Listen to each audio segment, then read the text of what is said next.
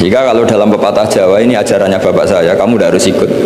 Kalau ajaran bapak saya, nak bojo be anak tukaran, kowe kudu bela anak. Mergo ora ono mantan anak, tapi iso ono mantan istri. Sehingga tradisi keluarga saya itu pokoknya anak itu nomor satu, baru istri. Tidak tahu kalau tradisi sampean istri dulu baru anak. Gitu. Karena tadi cara berpikir anak itu selalu anak. Ya anak itu selalu anak. Tapi kalau istri tidak mesti. Apalagi istri sampean cantik terus sampean mati gitu, itu sudah. Ya sudah selesai. Sudah. Mesti nikah orang lain gitu. Nggak tahu nanti kalau di surga ikut siapa, nggak tahu ini. Mesti oportunis, kalau kamu masuk neraka dia ikut yang masuk surga. Kalau masuk surga semua ikut yang kelas lebih tinggi. Nah, itu oleh ulama dibabkan namanya babu jadalil Quran, bab Quran melatih kita berargumentasi. Dan itu banyak di hadis-hadis. Nabi itu punya sifat selain sidik, amanat, tabligh, itu punya sifat fatonah, kecerdasan. Kecerdasan maknanya kecerdasan menjelaskan kebenaran. Dan itu Nabi kalau menjelaskan mudah sekali, sangat-sangat mudah. Bukan sekedar mudah, sangat-sangat mudah. Karena sahabat itu ya punya mindset itu cara berpikir. Kita semua juga punya mindset, tapi kadang mindset itu salah. Seperti saya misalnya, saya ini di kursi berarti terhormat apa enggak? Ya enggak jelas. Melihat saya di atas kayak terhormat, tapi melihat disuruh-suruh Pak On itu enggak keren sama sekali. Jadi kan statusnya makmur, diperintah. Terus saya dengan jenengan keren mana? Mungkin ada yang bilang keren Gus Pak, karena Gus Pak yang ngajar, kamu yang mendengarkan. Ya keren sampean. Sampean malas baca, saya yang baca, terus buruh. Terus sudah Gus, sampean yang menerangkan saja, kita tinggal dengarin. Kan kita bos, tompo mateng gitu. Kalau melihat itu ya keren sampean. Sorong Jawa itu nyewakno itu. Jadi kalau orang-orang kaya ingin nonton bal, tinggal beli Ronaldo, suruh main terus dia melihat. Nak bener dipuji, kalau enggak dikritik. Namanya bos.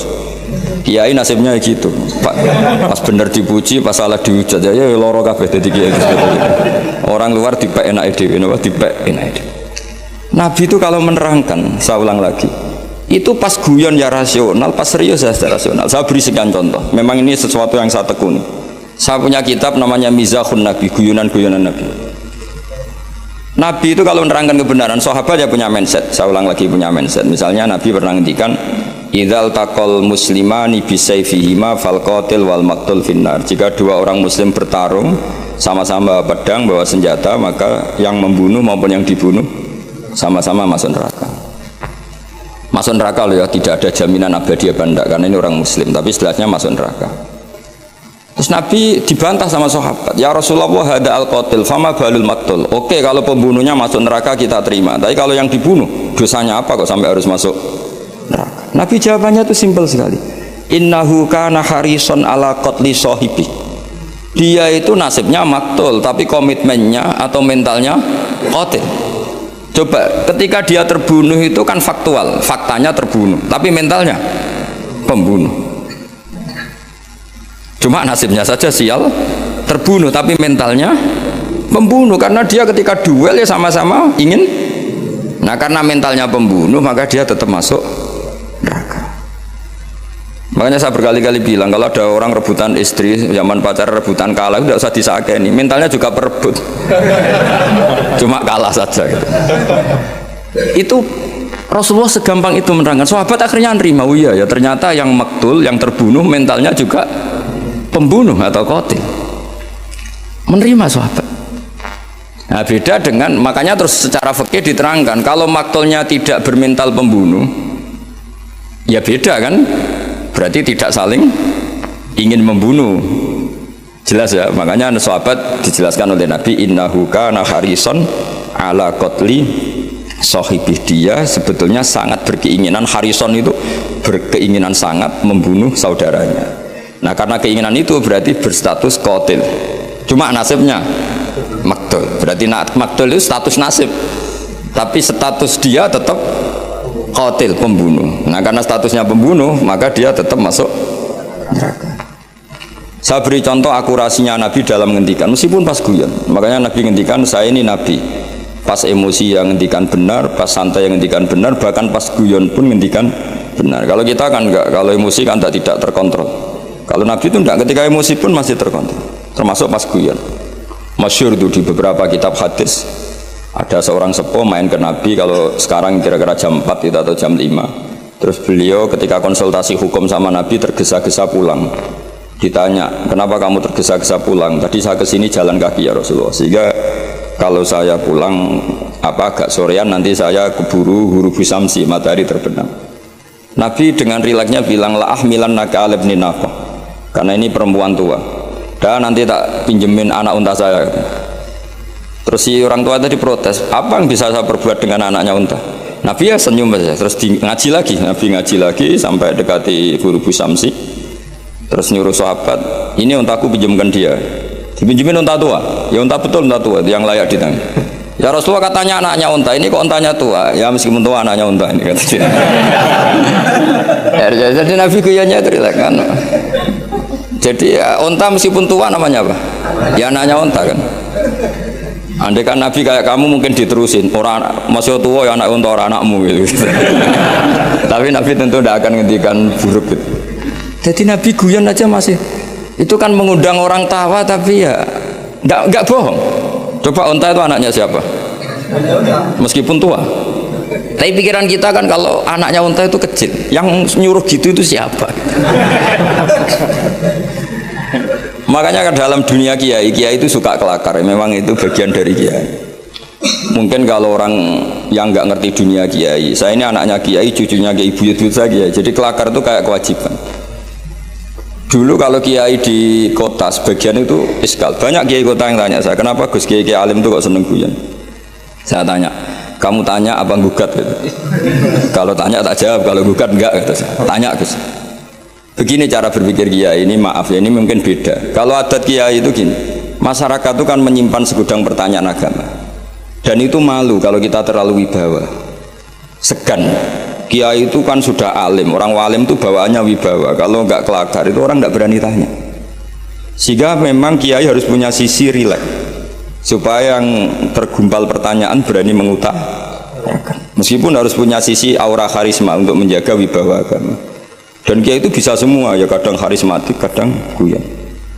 Ya seperti kita ngadepi anak istri kan gitu, kadang kita wibawa di jam belajar. Tapi kalau sampean wahai blojo terus wibawa, istri tidak berani, bisa nggak ada masakan gitu. Ada saat kita harus kelakar. Nah, makanya Rasulullah itu saking seringnya kelakar itu sampai orang tanya itu urusan pribadi sekali. Ya Rasulullah tadi saya hubungan suami istri, hubungan intim, lalu tidak keluar mani, tidak inzal, saya harus gimana? Harus wajib mandi enggak? Itu ditanyakan karena Nabi kalau sekali rileks, sekali kelakar itu, sekali guyon, itu sahabat halal pribadi saja ditanyakan. Andai kan Nabi terlalu wibawa, maka hal-hal harian yang terkait suami istri tidak terkuat. Sampai ada seorang perempuan ngaji itu tanya, ya Rasulullah kalau perempuan bermimpi keluar mani gimana? Itu perempuan pinggirnya itu menghujat, kamu itu bikin kita malu di depan Rasulullah. Masa gitu ditanyakan? Nabi rileks jawab, innallaha la yastahi minal haq. Allah itu tidak malu membicarakan sesuatu yang hak. Jadi itu kenapa kiai-kiai itu jaga energi guyon, karena kalau sampai memang bisanya guyon, mau tidak mau harus guyon. itu karena tadi untuk menjaga energi tadi. Makanya ada cerita di hadis, yadhakur robbu ila salasati nafarin. Allah itu tertawa melihat 3 kelompok. Ada orang Bedui tanya dari belakang, ini hadis di Sunan Ibni Majah, termasuk kitab 6 yang mu'tamadah, Al-Kutubus Sittah Al-Mu'tamadah, diantaranya adalah kitabnya siapa? Ibnu Majah, yaitu Bukhari, Muslim, siapa lagi? Abu Dawud, Tirmidzi, Nasai, Ibnu Majah. Itu sudah sesuai kelasmennya. Al-Muqaddam tentu Bukhari, setelah itu apa? Muslim, Abu Dawud, Tirmidzi, Nasai, Ibnu Majah. Terus ada yang menambahkan musnadnya Ahmad bin Hanbal. Itu di situ orang Bedui langsung bilang gini, awayat hakur robbu ya Rasulullah, masa Tuhan itu tertawa? Iya, kadang ya tertawa, ya tentu dengan makna yang layak bagi Allah Subhanahu wa taala. Enggak usah bayangkan tawanya kayak kamu. Terus kata si Arabi tadi, idzan lana dimamin rabbin yadhaku khairan. Kalau gitu kita tidak akan kehilangan kebaikan dari Tuhan yang mau senyum. Makanya kalau Tuhan mau senyum pasti baik. Makanya si Arabi tadi terus bilang gini, ya Rasulullah, saya itu gak suka kalau nanti dihisab bapak saya. Kenapa? Bapak saya kadang masih ngomel-ngomel. Inginnya dihisab Allah langsung. Kenapa? Karena Allah lebih arhamur rahim. Jadi dulu itu Nabi itu mensuasanakan ngaji itu rileks. Sehingga kadang Nabi itu ya didebat dengan sesuatu yang Nabi sendiri kaget. Misalnya Nabi pas khutbah itu masyhur, khutbah nerangkan kiamat. Ya pas khutbah Jumat nerangkan kiamat. Ada orang Bedui yang gini, ya Rasulullah jenengan ngomong kiamat terus tapi nggak jelas tanggalnya. Itu lalu mata sa'ah kiamat itu kapan? Kamu bicarakan terus tapi nggak jelas tanggalnya. Mata sa'ah kiamat itu kapan? Bagi Arabi tadi ini orang aneh ngomong kiamat kok nggak jelas tanggalnya. Paling nggak 2012 kan itu. Saya dulu itu sampai ditanya sama Gus-Gus itu ya SMS Kiai, Gus nego kiamat teng pundi pas kiamat 2012. Tak jawab, ya nunggu di sini ngopi sama saya kata saya gitu. Ya karena saking nggak yakinnya masa kiamat ada tanggalnya. Mata sa'ah. Terus Nabi itu terus saja khutbah. Sahabat yang di belakang itu beranalisis. Oh Nabi tidak dengar, lam yasma. Ada yang analisis, enggak dengar tapi enggak berkenan karena pas khutbah kok ditanya. Berarti dua analisis. Lam yasma, Nabi enggak ngerespon karena enggak dengar. Yang kedua menganalisis kariha maqol. Nabi memang enggak berkenan ketika khutbah kok dicela pertanyaan. Tapi akhirnya diulang lagi. Arabi tadi pede sampai diulang 3 kali. Akhirnya Nabi jawab. Wah ini kalau enggak dijawab ngomong terus ini orang gitu. Ngomong Bedui gitu. Akhirnya Nabi tanya, kamu siapa yang tanya kiamat kapan? Saya Rasulullah, kiamat kapan? Kau bicarakan terus tapi nggak jelas tanggalnya. Nabi balik tanya, ma'atattalah. Lalu persiapan kamu apa kalau terjadi kiamat? Gantian Nabi tanya. Jawabnya Arabi tadi, fa wa ma'atattalah kabira sholatin wala siyamin walakinni uhibbuka. Ya kalau saya ya nggak ada persiapan Nabi, sholat saya standar, puasa standar nggak lebih. Tapi saya mencintai kamu ya Rasulullah. Terus masyhur itu jadi hadis populer, almar'u ma'aman ahabba, sebagian riwayat anta ma'aman ahbabta. Makanya riwayat itu kenapa masyhur begitu populer, karena dikatakan Nabi ketika ngendikan di depan umum itu sahabat yang membenci Arabi ini, Bedui ini jadi mencintai semua. Kemarin mangkal karena nggak sopan, tapi barokahnya Arabi tadi Nabi ngendikan almar'u ma'aman ahabba, sebagai riwayat yuhsyarul mar'u ma'aman ahabba. Ada redaksi lain anta ma'aman ahbabta, bahwa kamu nanti di akhirat berserta orang yang kamu cintai. Makanya sahabat senang, kita tidak akan punya amal kayak Rasulullah, kita tidak akan sesoleh Rasulullah, tapi kita mencintai Rasulullah, dan barokahnya mencintai itu kita berharap nanti bersama Rasulullah. Kan nggak mungkin rombongan Rasulullah malaikat-malaikat berani macam-macam, kan kalah kelas. Misalnya kamu masuk ruangan mana-mana bersama rektor, masa diaudit ada keperluan apa, kan nggak berani tanya. Rasulullah itu afdhalul khalqi. Jika kalau kemana-mana dipimpin Rasulullah pasti malaikat nggak ngecek. Masa rombongan Rasulullah ditanya, Nabi ini berapa masuk surga enggak, yang bener aja kan enggak. Kan nggak berani, kan sungkan ketuanya apa? Sungkan ketuanya. Padahal nanti itu yaumanat kullu unasim bi imamihim, semua orang dipanggil itu berdasar ketuanya. Yang mau repot punya ketua nggak jelas. Ketuanya aja nggak jelas surganya, apalagi anak. Tapi kalau kita ikat ketuanya Nabi kan. Makanya dalam kitab-kitab wali ini ada kitabnya. Sampean boleh percaya boleh tidak, tapi jelas ada kitabnya. Ali radhiyallahu anhu itu pernah minta sama Allah, ya Allah beri saya hak mukasyafah, hak bisa melihat alam gaib. Karena saya ini mangkel itu artinya mangkel Jawa itu kan tidak harus benci ya. Orang sekeren Umar itu kan terkenal zaman di dunia itu temperamental, gampang marah gitu. Setiap orang pernah dibentak, kenangannya orang sama Umar pernah dibentak. Terus dia mangkel sama Sidina Ali, mangkel Jawa Jawa, jajal wani nyetak malaikat Torah gitu. Makanya itu aja itu. Hanya dia minta, ya Allah saya ingin kasyaf itu ngalami satu mukasyafah, melihat Umar ketika ngadepi mungkar nakir. Mungkar nakir datang dengan penampilan kayak gitu, digambarkan Ali itu ainahu kal kidril ghali, matanya itu kayak apa itu kidron itu apa itu mana itu yang dipakai masak itu kendil itu apa priok ya, priok yang menganga. Wah senang Sayyidina Ali. Wah malaikat mungkar nakir datang dengan penampilan gitu senang karena ingin melihat groginya Umar. Itu cita-cita terbesarnya tuh lihat groginya Umar. Kayak kita mangkel sama menteri itu terus kepingin lihat ditangkap KPK kayak apa gitu. Kalau pas mangkel ya. Mangkel kalau pas mangkel mesti nunggu jatuhnya kan. Mungkin ya gitu lah. Kalau kamu mangkel saya kan nunggu jatuhnya, tapi itu dolim itu orang nggak nunggu jatuhnya. Akhirnya Sayyidina Umar tuh sali seneng, wah ini mesti Umar takut. Ternyata enggak, Umar berdiri Dua malaikat itu dibentak. Ayo malaikat, kamu tahu ngadepin siapa? Enak saja begitu. Lemangnya kamu siapa? Saya temannya kekasih bosmu, kekasih sayyidukum. Saya ini temannya kekasih bosmu, maksudnya Allah. Maksudnya temannya Nabi Muhammad. Nabi Muhammad kan kekasihnya Allah. Bu yang sopan ngadepi temannya kekasihnya Allah. Soalnya malaikat ini komunikasi sama Allah disuruh ya memangnya kamu harus sopan, jangan seperti itu. Artinya Sayyidina Ali terus bilang ternyata Umar itu galak sampai mati. Galak sampai mati. Sama ndak usah protes, apa alam seperti itu mungkin? Ya jawabannya mungkin. Kalau Allah menghendaki itu mungkin, karena Allah pernah mensifati dirinya itu alimul ghaibi fala yuzhiru ala ghaibihi ahadan illa man irtada mir rasulin fa innahu yasluku min baini yadayhi wa min khalfihi rasada. Jadi Allah itu zat yang ngerti alam gaib. Alam gaib ini enggak akan dingertikan Allah kepada siapapun kecuali orang-orang yang dipilih. Makanya Allah itu punya sekian sifat misteri ya. Ada alam gaib yang tahu hanya Allah. Tapi ada sesuatu entah berapa jumlahnya dibocorkan kepada kekasihnya. Sehingga di Masjid Konstantinopel, di Masjid Arya Sofia yang jadi Konstantinopel apa? Yang di Turki itu Konstantinopel. Ya. Itu ada hadis lataf tahunal Konstantiniyah. Hadis itu diriwayatkan Imam Bukhari tahun 200 Hijriah. Menjadi kenyataan itu 1000 tahun setelah hadis itu dikeluarkan.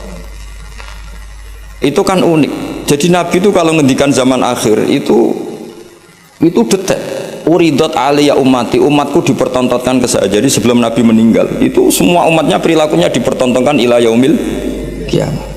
Mungkin Nabi yang menangi dosen, menangi gaya kayak UI ngaji gini. Mungkin Nabi ngaji kok gitu aneh. Tapi ya mungkin dibenarkan. Jadi sehingga Nabi kalau ngendikan zaman akhir itu ya detail. Termasuk nyuwun sewu Nabi pernah ngendikan ya'ti alan nazamanun katsirun khutoba'uhu qalilun ulama'uhu, nanti di zaman akhir yang pengkhutbah banyak tapi ulamanya sedikit, yang ngomong agama pinter banyak tapi sebenarnya nggak bisa ngaji buat rame-rame tok. Tapi itu ngendikan sedetail. Termasuk yang paling ngeri adalah ngendikan begini. Ya ini yang ngendikan dianalisis oleh ulama besar namanya Ibnu Khaldun. Ibnu Khaldun itu ulama besar yang bisa menganalisis dawuh Nabi, disebut muqaddimahnya Ibnu Khaldun. Itu sekitar tahun 800 Hijriah. Itu ngendikan gini diantaranya, suatu saat kebaikan itu profesi, sina'ah itu profesi. Dulu kalau orang rumah anak yatim yang rumah saja, kalau ngajarin santri ngajarin saja, kalau jaga keamanan negara jaga saja, semuanya hisbah itu ikhlas. Sekarang kebenaran itu profesi.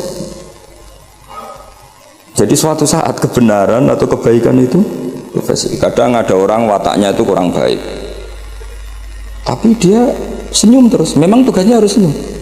Dia pramugari mau tidak mau. Meskipun di rumah tukang merengut, kalau pas tugas ya senyum.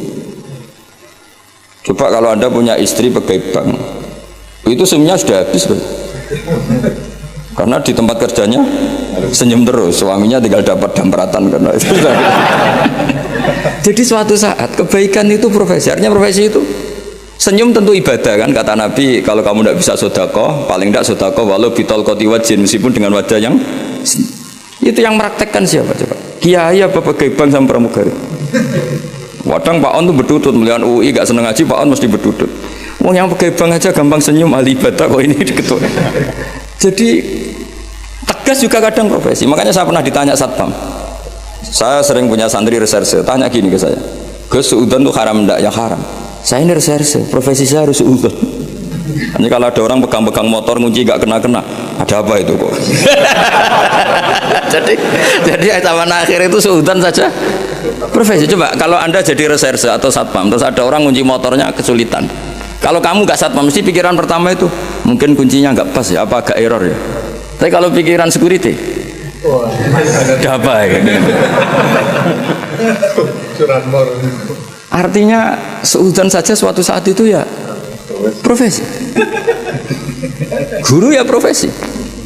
Kalau di kelas mengajar itu wah masya Allah karena ada gajinya. Setelah di rumah nggak mental guru, orang bodoh dibiarin kan kenapa kamu nggak ngajari tetangga? Kan nggak jam ngajar. Jadi ini, nah sekarang itu entah ini bukan nyindir, sekarang itu kayaknya sudah. Jadi sekian kebaikan itu profesi. Maka ada guyonan. Ini kisah nyata Pak On. Ada imam masjid besar datang ke Surabaya, ketemu kiai Indonesia. Ini kisah nyata, bukan anekdot. Singkat cerita si imam masjid ini bangga, negara saya itu muadzin saja naik BMW.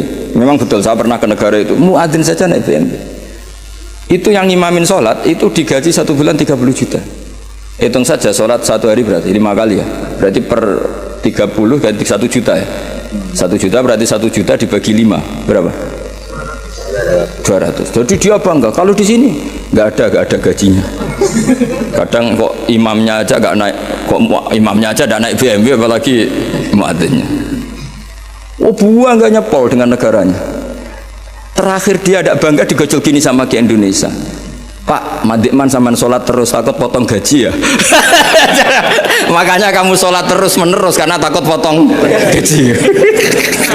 Akhirnya terus ya, wah kurang ajar orang Indonesia. Ternyata tidak keren, imam digaji itu tidak keren. Coba kalau misalnya UII rektor resmi gaji yang jadi imam, terus istiqomah jadi imam terus, mesti orang kan, wah ini takut potongan gaji ini. Jadi artinya gini ya, gejolokan Rasulullah itu nyata. Suatu saat kebaikan itu profesi. Coba muadzin di negara sebelah itu digaji enggak? Digaji. Imamnya juga digaji, bahkan muftinya juga. Makanya Indonesia itu harus bersyukur, banyak ulama yang ikhlas-ikhlas. Di kampung itu orang mau ngaji jam kapan saja. Saya itu ngaji di rumah saya, itu mulai subuh sampai isya, itu yang ngaji siapa saja. Mulai orang bingung, setengah bingung. Mulai profesor sampai tukang, semua ada aja. Ya ngaji saja, gak kepikiran hormat saya juga gak kepikiran dihormati mereka. Karena kita ingin kebaikan adalah hisbah lillahi ta'ala. Allah ngajarkan kita, ngajar ya ngajar aja. Tapi Nabi itu pernah ngendikan yang dianalisis oleh Ibnu Khaldun, suatu saat kebaikan itu sina'ah profesi. Nah kenapa beliau ngendikan itu? Karena begini ceritanya. Hajjat itu orang nakal, Hajjat bin Yusuf orang nakal, masyhur itu. Hajjat itu termasuk tragedi dalam sejarah Islam. Itu pernah ada makhluk bernama siapa? Hajjat itu musuh besarnya Abdul bin Zubair. Abdul bin Zubair itu gubernur Mekah, dia gak ngakui pemerintahnya Yazid bin Muawiyah, dia memproklamirkan diri sebagai Amirul Mukminin.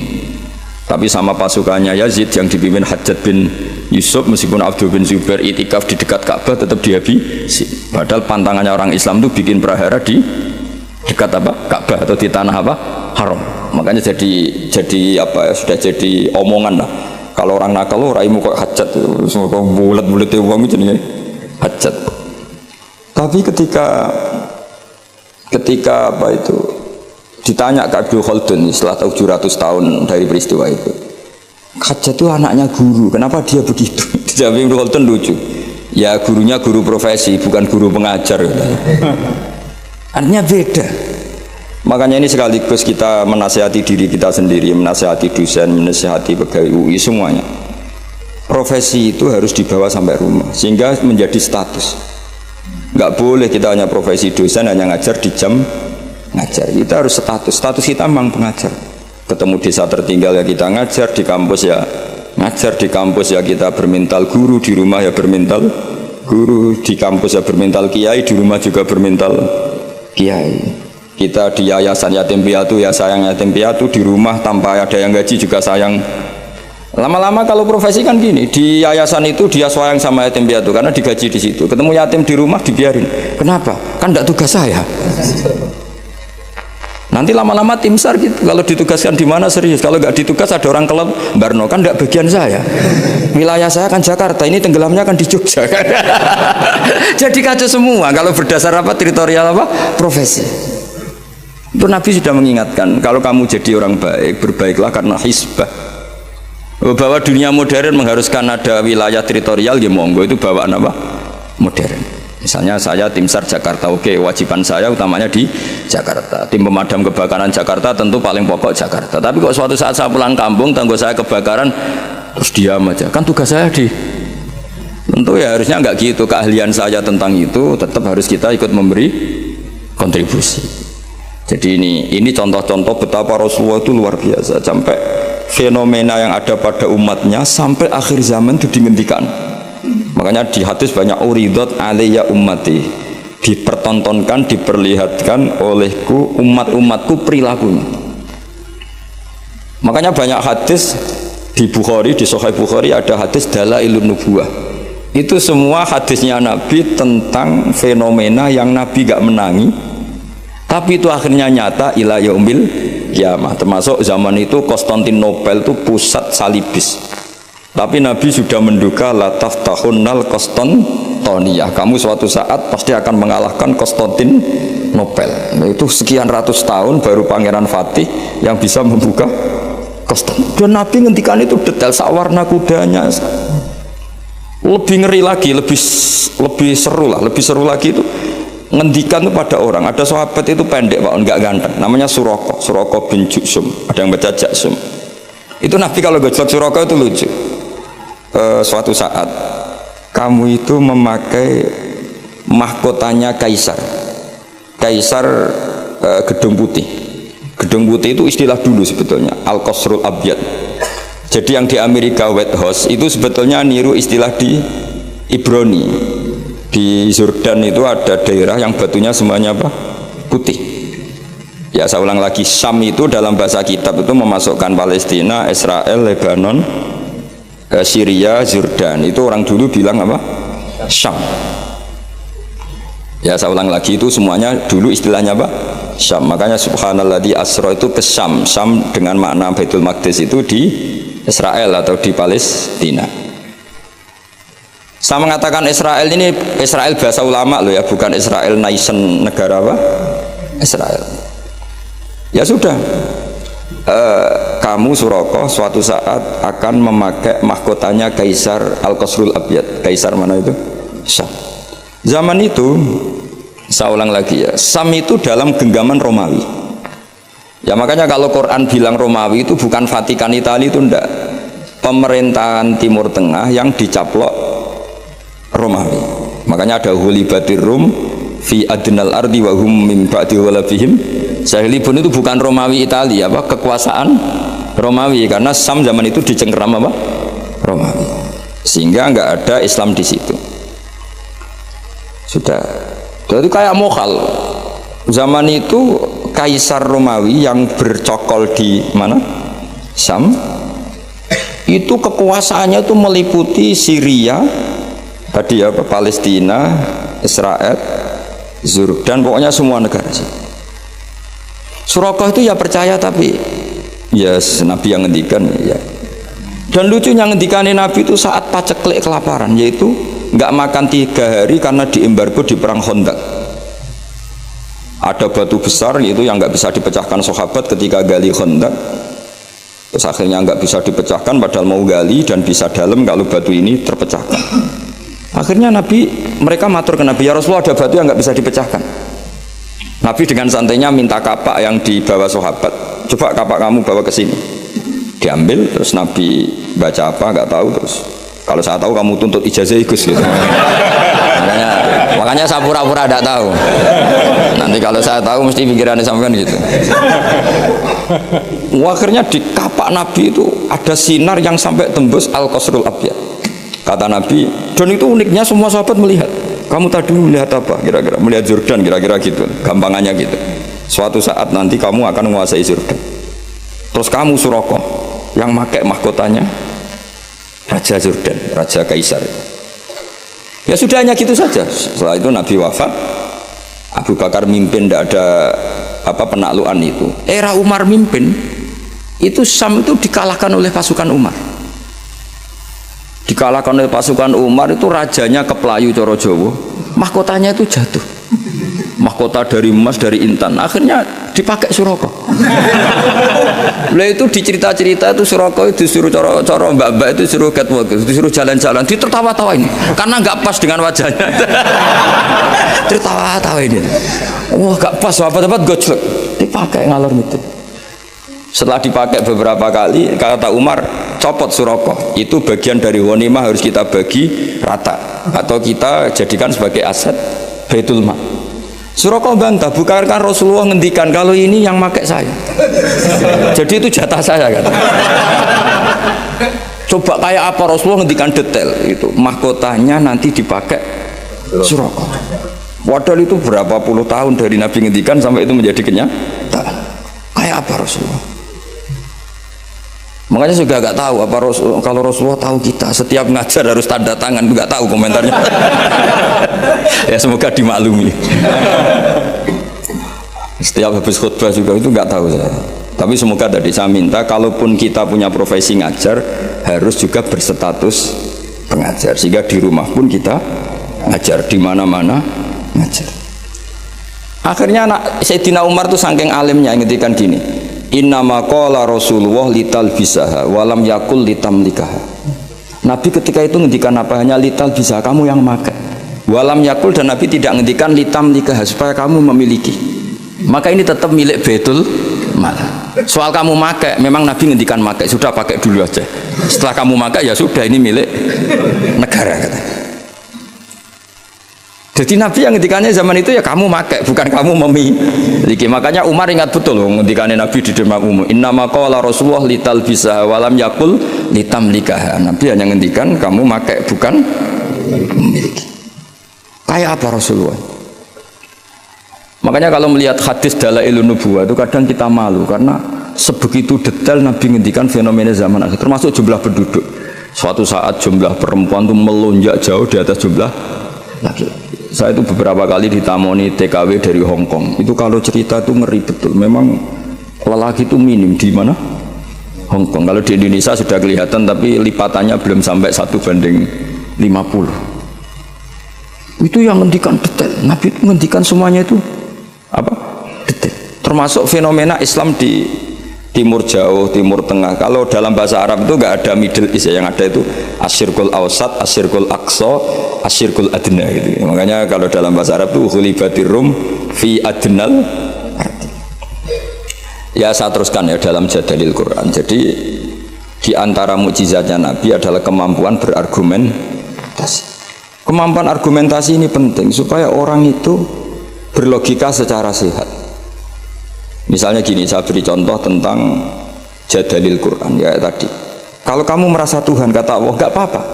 Tapi untuk menjadi Tuhan itu ada syaratnya. Misalnya nuhani langit bumi ya harus menciptakan langit bumi. Masa nuhani langit bumi kamu sendiri wujudnya dulu buminya? Berarti bumi ketika ada nggak punya Tuhan, wong Tuhannya datang terlambat. Jadi logika Quran itu gampang. Makanya tadi pagi saya ngaji cerita ketika Fir'aun tanya Musa, wama Rabbul Alamin, Tuhan alam semesta itu siapa Musa? Musa jawab Rabbus Samawati wal Ardi, yang menuhani langit dan itu. Fir'aun masih bisa ngelesnya kata Fir'aun, ma'alimtu lakum min ilahin wairi, setahu saya kemana-mana yang dituhankan saya. Soal kemungkinan Tuhan Anda di langit, terus Fir'aun manggil Haman, ya Haman ibnili sorkhal ali abluhul asbab samawati fa'attali'a ila ilahi Musa. Haman, bikinkan saya piramida yang tinggi, saya mau melihat Tuhannya Musa. Akhirnya Musa bingung, yang sawang sarap repot ya. Akhirnya Musa ganti argumentasi, yang nuhani nenek moyang kamu, Rabbukum wa Rabbu abaikumul awal. Itu seketika para punggawa Fir'aun banyak yang iman karena mereka baru sadar, loh iya kalau Fir'aun Tuhan berarti mbah-mbahnya tanpa Tuhan, kan yang jadi Tuhan cucunya, berarti mbahnya tanpa Tuhan. Ini kan jadi logika yang aneh. Oh iya, sarap tenan Fir'aun. Akhirnya banyak yang iman. Nah banyak yang iman ini berdasar logika yang dibangun Nabi Musa, yaitu kemampuan jadal, kemampuan berargumentasi. Akhirnya di beberapa cerita semua kebijakan Fir'aun itu dibocorkan ke Musa, karena sebagian punggawanya sudah mukmin, termasuk ketika Fir'aun memutuskan Musa harus dibunuh. Orang-orang yang ikut rapat, yang ikut setuju Musa dibunuh, itu orang-orang itu juga yang bocorkan. Makanya disebut waqala rajulun mu'minum min ali fir'auna yaktumu imana. Jadi ada orang-orang yang sudah iman tapi yaktumu apa? Imana, menyembunyikan imannya. Nah, kenapa banyak orang mukmin? Karena tadi kekuatan logika. Nah sekarang Jadalil Quran itu problemnya agak dipelajari di kampus-kampus, di pondok-pondok jarang dipelajari karena mereka lebih suka berdebat untuk kepentingannya sendiri. Padahal berdebat itu menjadi orang sehat. Tapi bukan ingin menang-menangan, ya memang ingin cari apa? Kebenaran. Saya punya sekian contoh debat yang dilakukan para nabi. Saya punya kitab namanya Khilyatul Auliya, itu kitab indukan para wali. Jadi kalau kamu ingin jadi wali harus baca kitab itu. Itu 11 jilid, satu jilidnya segini. Jadi itu untuk menjadi wali itu harus khatam itu berapa? 11 jilid, satu jilidnya. Belum jadi wali udah mati lagi kira-kira kalau cari itu. Itu judulnya sudah Khilyatul Auliya wa Tabaqatul Asfiya. Jadi ini karangan tentang wali dan klasmen orang-orang pilihan. Jadi orang pilihan ya ada klasmennya.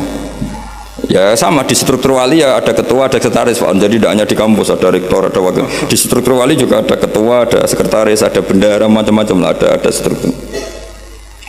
Di antaranya itu diriwayatkan oleh gurunya Imam Syafi'i namanya Sufyan bin Uyainah. Itu di antara gurunya Imam Syafi'i kan Imam Malik, Sufyan bin Uyainah, Sufyan As-Sauri, Muslim bin Khalid Az-Zanji, itu beberapa gurunya Imam Syafi'i.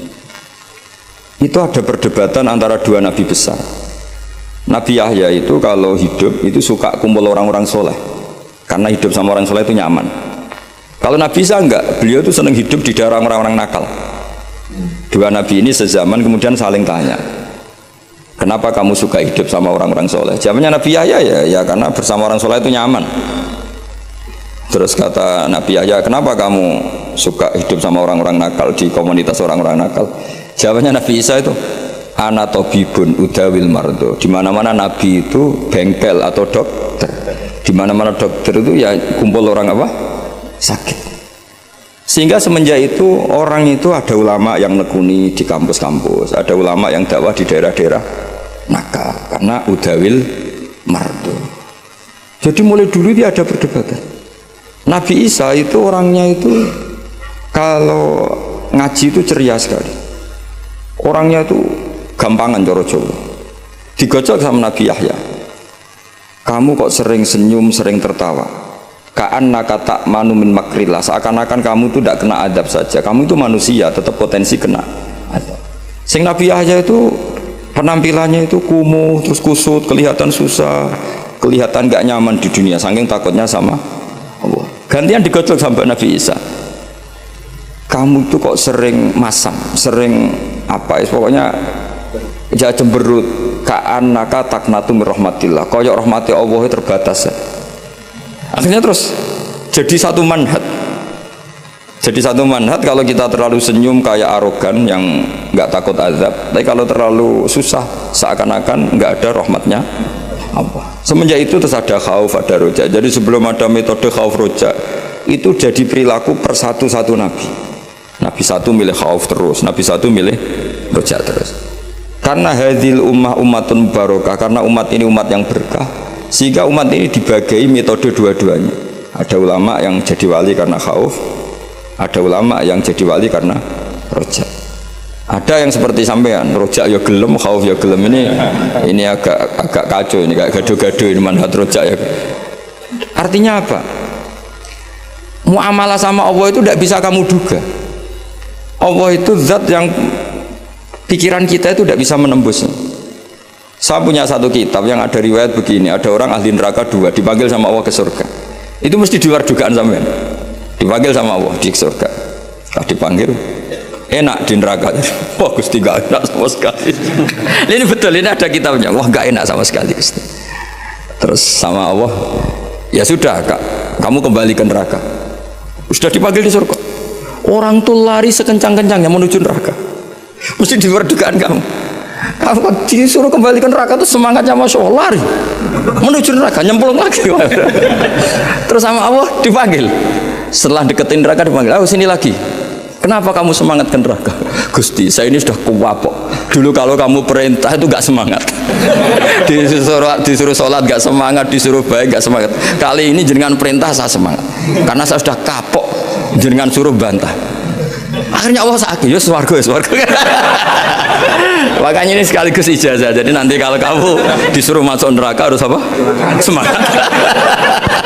Karena kita ketika di dunia sudah kalau disuruh apa-apa enggak semangat.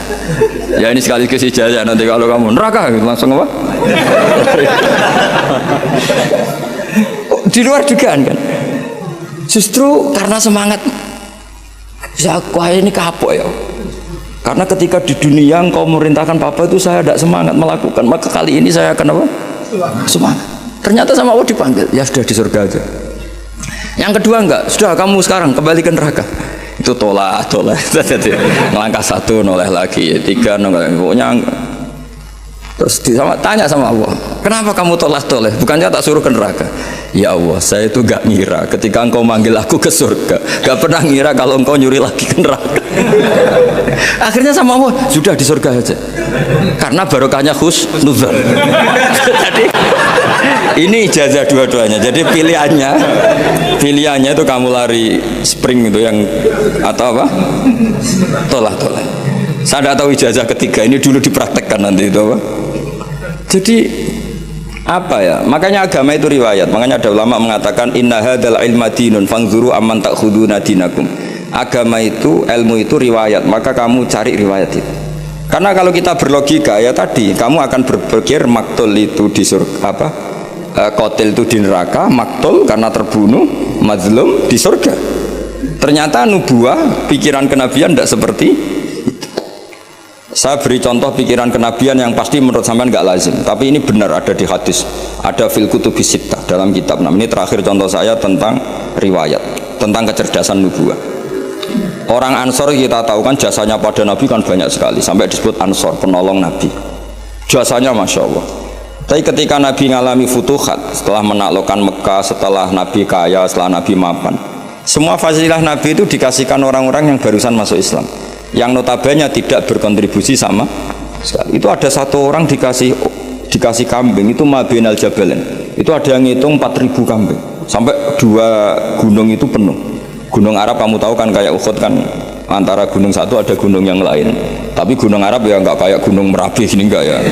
Makanya dulu kalau perang itu kata Nabi, pemanah di atas gunung, jangan sampai turun. Karena manah dari atas gunung sampai ke bawah itu kena masih mati. Kalau gunung Merapi ya ngeleyang panahnya itu. Karena gunung di Arab itu ya kayak gunung Uhud loh Pak. Kita naik kan paling nggak sampai segini aja nggak sampai. Jadi gunung di Arab jangan bayangkan kayak. Makanya kalau perang yang di atas manah itu musuhnya masih mati atau masih sakit. Kalau dari Merapi manah ke bawah separuh aja enggak. Sehingga kata Nabi yang pemanah tetap di atas gunung. Jadi ya gunungnya seperti itu ya, tidak sampai apa? Tidak sampai tinggi. Terus sahabat-sahabat Ansor itu ada di antara sahabat ya, bukan orang Ansor saja, termasuk orang Muhajirin. Itu kalau gendong cucunya itu Pak On, itu apa jentiknya cucunya itu dilebok-lebokno, digeger di punggung. Dan itu mbahnya sengaja kalau ngajak anak cucunya itu nggak pakai baju. Ketika ada yang tanya, itu bolong karena apa? Kullu dzalika lidifa'an Rasulillah. Jadi ketika perang Uhud, semua panah tentu kan ngarah Nabi ya, karena orang kafir kan ngapain mateni sahabat kalau bisa mateni Nabi. Nah, itu sahabat cara Jawa itu nangkis panahnya Nabi itu sampai seperti itu. Ada ditangkis pakai geger, ada yang pakai tangan. Sehingga sahabat ada yang syallak kayak Abdul bin Zubair, Zubair bin Awam, ada yang sampai mereka supaya dikenang oleh anak cucunya kalau gendong itu nggak pakai baju supaya anak cucunya punya mental heroik kayak apa mbahnya, kayak begitu. Tapi ketika Nabi futuhat itu orang-orang ini nggak dikasih apa-apa sama Nabi, tapi yang barusan Islam dikasih banyak. Nah, pikiran manusia tentu yang berkontribusi kan dapat jatah, apalagi partai politik kan mesti pikirannya seperti itu. Tapi Nabi unik, malah enggak sama sekali. Singkat cerita, Nabi pas itu bagi ghanimah itu di Jirona. Karena setelah Fathu Mekah, Nabi ngambil mikot itu dari apa? Jirona. Jadi Nabi di Mekah, posisi pas itu di Mekah. Terus orang-orang, wah ini gimana Nabi yang berkontribusi gak dikasih, kok yang baru masuk Islam dikasih banyak. Nabi dengar itu, akhirnya mereka dikumpulkan, orang-orang Ansor dikumpulkan. Ya Masyarul Ansor, bikin satu kubah yang hanya orang Ansor boleh masuk. Akhirnya Nabi mengumpulkan seperti ini, dikumpulkan. Ini sudah orang Ansor semua, ya sudah ya Rasulullah. Nabi itu cara berpikir begini, ya Masyarul Ansor, wahai orang-orang Ansor, orang-orang tadi yang tak kasih kambing, tak kasih unta, kemudian mereka kemana? Ya pulang setelah dapat unta dan mendapat kambing. Atardona ayarji'anna sufisyati wal ba'ir watarji'una antum bi Rasulillah. Mereka setelah tak kasih kambing, tak kasih unta, mereka akan pulang. Dapat apa? Dapat kambing ya Rasul sama unta. kamu dapat saya, nanti saya pulang kamu bawa ke Medina. Milih mana, dapat saya sama dapat kambing? Wah, ya milih dapat kamu ya Rasulullah. Itu satu. Terus Nabi mengingatkan mereka, Anda disetatuskan Allah sebagai pemberi agamanya Allah dan Rasul, penyumbang. Terus mereka mendapat. Kamu senang mana, gelar pemberi sama mendapat? Gak milih pemberi ya Rasulullah, kan keren. Nah, iya, makanya kamu tidak usah tak kembalikan. Biar mental kamu, status kamu indah Allah tetap pemberi, penolong. Sementara mereka diberi, ditolong. Terus Nabi ngendikan al yadul ulya khairum minal yadis sufla. Kayak apa Rasulullah bina sahabat? Semenjak itu orang Ansor meskipun Islam sudah menang, tetap mentalnya memberi. Ya sama lah kira-kira mentalnya sama negarawan. Mestinya mentalnya kan tanyakan apa yang kamu berikan negara. Jangan tanyakan kamu mendapat apa dari negara. Ya sama, kalau kita mencintai UII, mencintai Islam, tanyakan apa pemberian kamu, kontribusi kamu pada UII. Jangan amen protes apa UII memberikan kita. Maksudnya dilatih jadi wali, ini cerita saja. Jadi Nabi itu cara berpikir itu beda. Ketika kebanyakan orang berpikir apa kontribusi di masa lalu harus dihargai, justru Nabi enggak. Maksudnya enggak itu kamu ini sudah heroik. Heroik itu top karena memberi kepada Nabi, memberi pada status ini tidak boleh batal sampai kamu ketemu Allah nanti di akhirat. Akhirnya orang-orang Ansor radina billahi robba wa bil islami dina, ya sudah ya. Semenjak itu orang Ansor enggak pernah berebut kekuasaan. Termasuk nominasi khulafaur rasyidin itu enggak pernah ada orang Ansor. Mereka enggak mau apa yang sudah diberikan Allah dan Rasul kemudian mendapat sesuatu yang dohirnya itu jabatan. Tapi sama Allah dibalas. Zuriyahnya orang Ansor banyak orang alim alama, termasuk Syekh Zakaria Al-Ansori. Itu orang Mesir sebetulnya, dia orang Sahara. Tapi beliau bangga dengan status Al-Ansori karena mbah-mbahnya orang Ansor.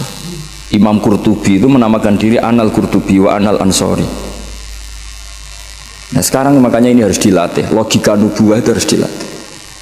Bahwa kita saat memberi itu lebih bangga ketimbang saat mendapat atau menerima. Misalnya kita menghormati yatim, suatu saat anak yatim ini jadi dokter sukses atau pejabat sukses, kita harus berdoa supaya anak yatim itu lupa ke kita. Sekali ingat, kamu dulu tak rumat loh, ingat. Yang dulu kita pernah berstatus ana wa kafilul yatim kahataini fil jannah karena kita ikhlas. Tapi setelah anak yatim itu jadi pejabat, status itu hilang karena kita akhirnya dapat imbalan. Kan eman berstatus ana wa kafilul yatim kahataini fil jannah, saya dan perumat anak yatim seperti ini di surga, tapi setelah yatimnya besar jadi dokter minta apa? Imbalan. Loh kalau kita tidak minta nggak masalah. Misalnya anak yatim itu punya etika kemudian memberi kita, itu dalam syariat Islam kalau memberi itu nggak apa-apa, kita nerima. Tapi kalau minta-minta itu masalah besar dalam tradisi apa? Islam. Nah, makanya saya mohon ngaji ini menjadi ngaji riwayat sehingga orang dalam berislam tidak sering pakai logikanya sendiri tapi berdasar apa? Riwayat. Karena tadi ada pepatahnya ulama, ada dawe inna hadzal ilma dinun fanzuru amman ta'khuduna dinakum. Ilmu ini agama, maka lihat kamu mengambil agama itu dari siapa. Kalau orang bacanya Bukhari, baca Muslim, baca apa, dia pasti terbentuk oleh logika itu, oleh riwayat itu. Tapi kalau orang ngomong agama tidak pernah belajar Bukhari Muslim, ngomongnya tentang akalnya apa tentang riwayat itu? Akalnya dia tidak punya referensi. Kan dia tidak punya referensi. Tapi kalau dia baca banyak kan pasti terbentuk oleh sekian riwayat tadi. Tapi kalau enggak, coba kira-kira pakai apa itu? Misalnya gini, contoh gampang. Orang ada yang sholat di masjid terus itu, sholat sunat di masjid. Kira-kira kalau kamu berpendapat orang itu orang baik apa enggak? Baik kan? Karena selalu sholat di masjid. Tapi Nabi enggak nyatanya. Nabi malah negur orang itu, hei kamu kenapa selalu sholat di masjid? Ya Rasulullah, karena masjid tempat terbaik. La taj'alu buyutakum maqabira. Jangan jadikan rumah kamu jangan jadi kuburan. Rumah kamu harus dapat jatah apa? Sholat. Jangan semua kebaikan kamu dihabisin di masjid. Nah itu riwayat. Sehingga kita disunatkan selain sholat maktubah, qobliyah, ba'diyah, sebaiknya sebagian dilakukan di rumah supaya rumah kamu ada nur sholat, dapat cahaya sholat. Andai kan tidak ada riwayat, pasti kita sependapat dengan tadi, masjid tempat terbaik untuk sholat, maka sholat di rumah, apa di masjid, di rumah tinggal makan sama bentrok sama istri kan gitu. Tapi tidak, ternyata Nabi menegur, masyhur tuh, la taj'alu buyutakum maqabir. Sebagian riwayat ij'alu, sebagian sholat kamu jadikan di rumah supaya rumah kamu dapat nurus sholat. Itu kalau gak riwayat gak bisa, karena kalau gak riwayat kan wah rumah itu ribet, istri kadang ngomel, anak rewel, gak pas kalau untuk ibadah. Mesti logika kita kan seperti itu.